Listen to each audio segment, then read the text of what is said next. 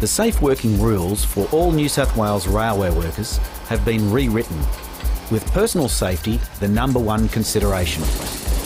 You'll be going through Nambucca. A RIC survey showed rail workers wanted greater clarity, a safer workplace and fewer rules.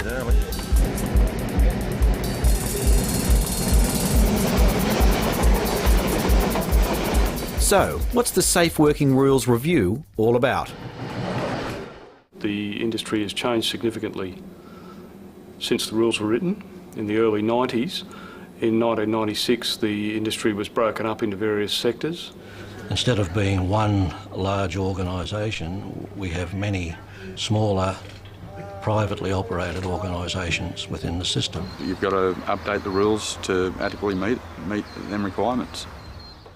The old rules were not usable. They'd got beyond that point. They'd become a library edition. Contradictory in many cases, and also open to individual interpretation. Good morning, good morning, good morning, good afternoon, good day. In our situation as guards, we have to carry a book with us. It's an emergency book, and it's pretty heavy, and the bag gets very heavy. It's about 13 kilos all up when everything's in it. And if we can do anything to make it lighter, easier to read, well, I think we'll all be happy about that. Because of the complexity of the manuals and the number of amendments that we've had over the years, which have been enormous, it has caused the staff to tend to not to want to read their manuals. They sat on a shelf and people didn't use them anymore, so that's one of the reasons why we sort of made a lot of noise and said, look, we need to have some decent rules put in place.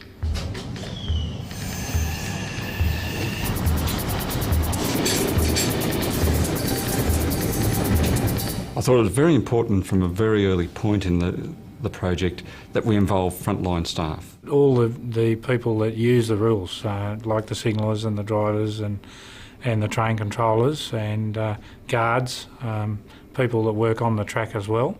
The academics have been writing, but it's been the workers like myself, Vince Holloway and other people on the committees that have been there to make sure that it comes from the grassroots. We went through and workshopped ideas and basically came up with different reasons why a rule should be reflected in a certain way. We've now put some rules in place for procedures which we've always carried out but have not had rules for.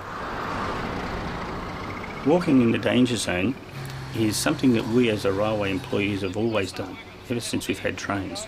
We never actually had a rule to specify what it was or define it. That's something we always had to do. We've now written a rule which covers that activity.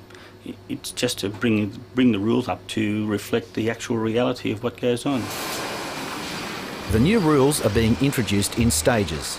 Work on track in November 2001, then in July 2002, general, train working, systems of safe working and special working, and signals and signs.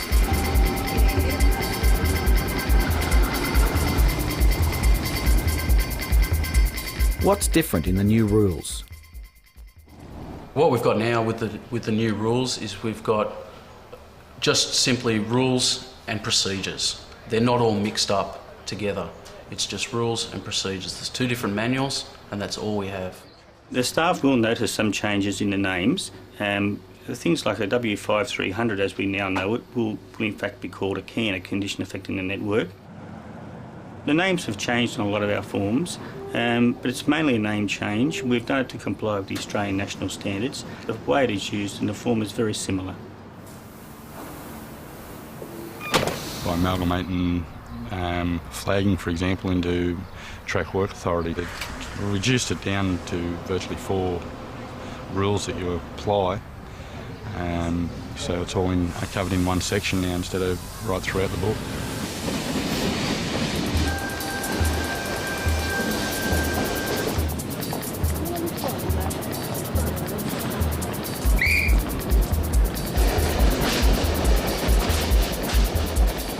What will we need to keep in mind? In the old days, we used to have an old saying, if you had something seriously go wrong, you made a cup of tea. Okay, and that was what the old drivers always told you, make a cup of tea. And the reason they said that was, stop and think about what you're doing so that when you react, you're doing it safely. So it wasn't the initial reaction wasn't panic. We can get these new rules to get somewhere near that, where you stop and think about what it is that you're going to do carefully and taking all the factors into account, then I think we'll have come a long way. The main change in the concept behind the safe working rules that are being written, as compared to the safe working units that we currently work with, is a change from a culture which is rule-based to a culture where we're asking people to go out to analyse their work environment and to make some sort of assessment of the safety needs to make sure that they are doing the job safely. One of the main benefits for train control staff is that they were often called upon to determine what method of protection was used by track staff, even when they were remote for tens or hundreds of kilometres from the actual worksite. Well, that responsibility has been given to the persons undertaking the activity and is much safer. Yeah, the rule shopping's virtually cut out with the fact that you've now got to do a safety assessment and by documenting all your procedures that you've come to the event of which rule you're going to use, that'll stop the effect of the rule shop. More paperwork, but the paperwork side of it's just so you're verifying what's been spoken to you or given to you as an authority.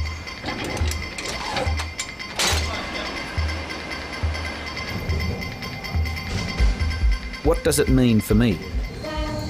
Training is a very important role in the way that we go about introducing these new rules.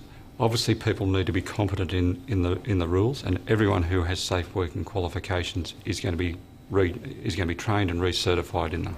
A person coming straight off the street to start learning in the system should, with proper training, will pick up the rules a lot easier now than what they were before. And hopefully when we go for our exams and refreshers, it'll just be that much more easier for everybody concerned.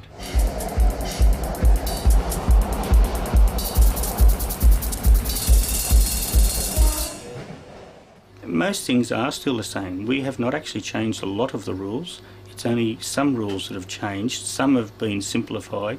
Some we've, as I said before, we've written rules for practices that we've always done but never had a rule for.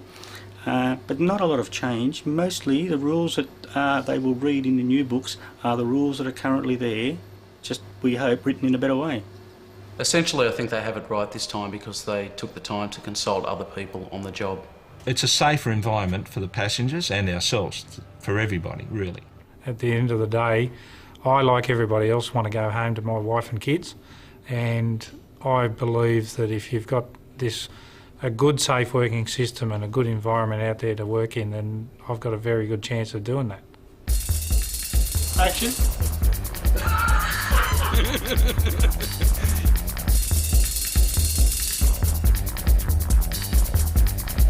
A bit slower.